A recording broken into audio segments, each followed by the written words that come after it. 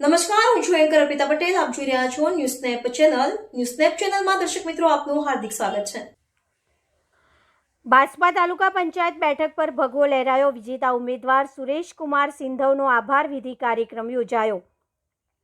પાટણ જિલ્લાના સમી તાલુકાની બાસ્પા તાલુકા પંચાયત બેઠક પર ભારતીય જનતા પાર્ટીના ઉમેદવાર સુરેશકુમાર સિંધવનો ભવ્ય વિજય થયો છે. આ જીતને વધાવવા અને મતદારોને આભાર માનવા માટે આશાપુરા મંદિર બાસ્પા ખાતે એક ભવ્ય આભાર વિધિ કાર્યક્રમનું આયોજન કરવામાં આવ્યું હતું.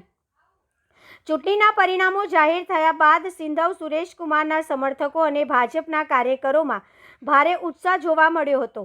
આભાર વિધિ કાર્યક્રમ ઉમેદવારનું ભવ્ય સ્વાગત કરવામાં આવ્યું. આ વિજય ઉત્સવના વાતાવરણમાં ગ્રામજનો મોટી સંખ્યામાં ઉપસ્થિત રહ્યા હતા.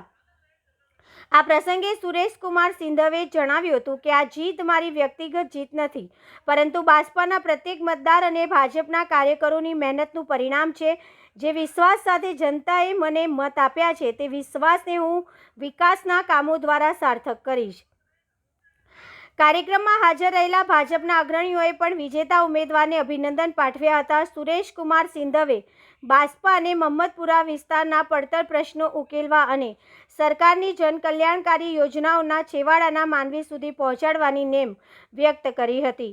રિપોર્ટર પંકજ સાધુ, પાટણ. હું સિંધવ સુરેશભાઈ માદીભાઈ, બાસ્પા તાલુકા પંચાયત સીટ ના ઉમેદવાર. મને સિંધવ રમેશભાઈ અધ્યક્ષ પાટણ જિલ્લા અને તાલુકા પ્રમુખ દિનેશભાઈ બંને મારા ઉપર ભરોસો વ્યક્ત કર્યો. એ ભરોસામાં હું ખરો ઉતર્યો અને મને બંને ગામોએ ખૂબ મત આપ્યા અને જંગી બહુમતીથી મને જીતાડ્યો. એ બદલ હું મારા બંને ગામોના તમામ મતદારો, ભાઈઓ અને બહેનોનો આભાર વ્યક્ત કરું છું.